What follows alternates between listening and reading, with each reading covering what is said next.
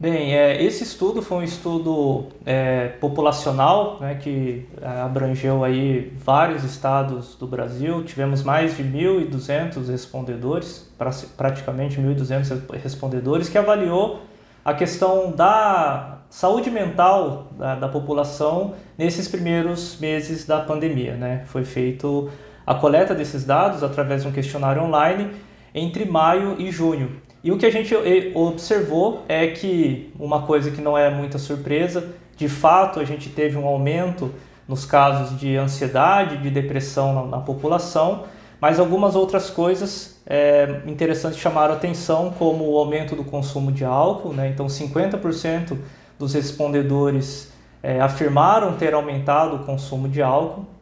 E uma outra informação interessante é de que aqueles indivíduos, né, aqueles participantes que tinham uma religiosidade, uma espiritualidade mais branda, menos intensa, eles sentiam os impactos da pandemia na ansiedade e na depressão de uma forma mais intensa. Então a gente pode concluir aí que ter essa questão da espiritualidade e da religiosidade mais aflorada pode proteger contra esses sintomas mais depressivos de saúde mental. O estudo foi, como o senhor disse, numa população em geral, mas profissionais de saúde também responderam. E qual o diagnóstico aí dos impactos da pandemia aos profissionais que responderam? De fato, a gente teve esse questionário foi aplicado na população geral, mas a gente teve uma grande proporção de profissionais da saúde que estavam inclusive na linha de frente, né, nos primeiros meses, onde tudo era muito incerto. E a gente conseguiu fazer uma avaliação comparativa dos profissionais da saúde com a população geral. E a gente observou que, diferente de outros estudos internacionais que mostraram que os profissionais da saúde estavam sob uma pressão maior, desenvolvendo maiores quadros ou quadros mais intensos de ansiedade e de depressão, no Brasil, no nosso estudo, a gente viu que essa população teve menos sintomas de depressão e de ansiedade. Uma coisa interessante que vale ressaltar é que um dos fatores de proteção, né, que fez com que essa população tivesse menos impacto na depressão e na ansiedade é o sentimento de utilidade, de ser útil, de estar sendo útil à população, né? Então essa é uma coisa interessante que pode inclusive ser utilizado como estratégia de proteção, né? Então, para aqueles pacientes que desenvolvem ansiedade, depressão devido aí a esse impacto negativo da pandemia, uma forma de se proteger é se sentir útil, né? Prestar alguma ajuda à comunidade, desenvolver alguma atividade lúdica, aprender a fazer alguma coisa nova, aprender a tocar um instrumento, ajudar alguém, desenvolver realmente atividades que façam com que ele se sinta mais útil, né? E esse estudo, Dr. Gerson, ele não analisou apenas pessoas que tiveram a Covid-19 ou parentes que tiveram a doença, de maneira geral, mesmo aquela pessoa que não teve contato, mas o medo de ser contaminado.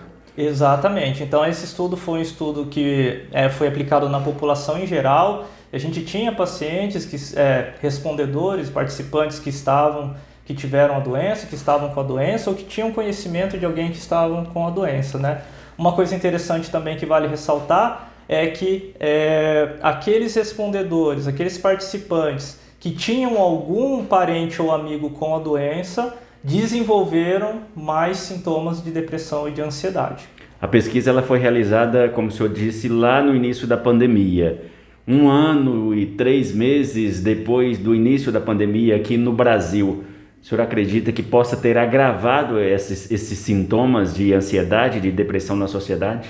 A gente tem agora, nesse momento, a gente está fazendo a recoleta desses dados. Então, aqueles que responderam, a gente está na segunda etapa da nossa pesquisa, onde a gente está entrando em contato com esses respondedores e avaliando agora, então, ao longo do tempo, depois de 1 ano, como é que estão esses pacientes, esses respondedores, né? A percepção, então a gente precisa aguardar esses dados, né, que a gente ainda está levantando para poder responder com mais precisão, mas o que a gente tem observado na população geral é de que aquela ansiedade inicial, que é aquela agitação, aquele medo, ele diminuiu ao longo do tempo. Entretanto, os sintomas mais depressivos, de perda de energia, perda de interesse, distúrbios de sono, relacionados com a parte mais depressiva, eles têm aumentado, né? Inclusive com o aumento, agora a gente tem vários estudos mostrando isso, aumento nas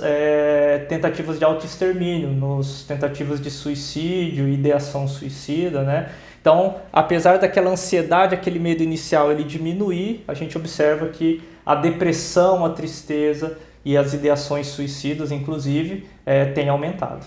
As pessoas que estão relacionadas com essas outras pessoas que estão nesse quadro, ou a pessoa que, se conseguir ter esse diagnóstico e precisa de ajuda, deve buscar esse atendimento. Com certeza, né? É muito importante a gente desvincular, né,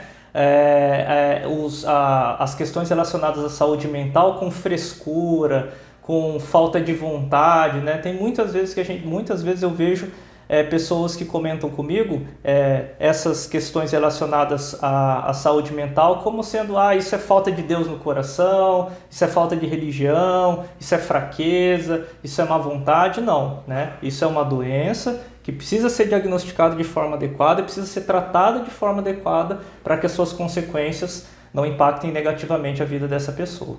O estudo, Dr. Gerson, ele aí foi publicado em artigos internacionais, inclusive, participação de várias faculdades, inclusive fora do Brasil, coordenado aqui pela Faculdade de Medicina de Itajubá. Exatamente, né? A gente teve participação da Universidade Federal de São Carlos, da UFSCar, teve participação da Universidade de Duke, nos Estados Unidos. Então, foi uma equipe de pesquisadores que se engajou em tentar entender essa situação aqui no nosso país.